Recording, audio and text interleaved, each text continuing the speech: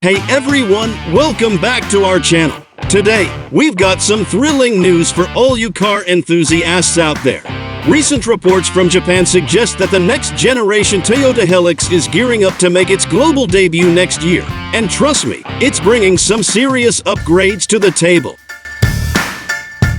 The next-gen Hilux SR5 dual cab, already a hot favorite in Australia, is expected to measure in at 5,355 millimeters long, 1,860 millimeters wide, and 1,800 millimeters tall.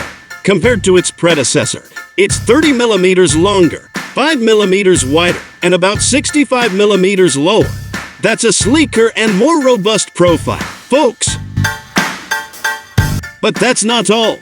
The new Hilux is set to electrify the scene, quite literally.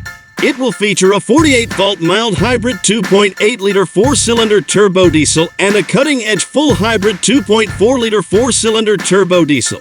Now, that's innovation in motion. For all you tech enthusiasts out there, Japanese reports suggest that these powertrains are going to be the talk of the town. The 48-volt mild hybrid will first make its debut in the revamped Toyota LandCruiser 70 series later this year.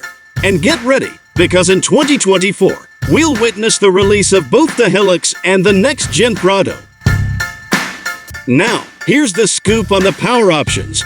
Rumors are circulating that the next Hilux will offer either a rear-drive single-motor or an all-wheel drive dual-motor battery electric engine. Toyota is definitely upping the ante in the electric vehicle game.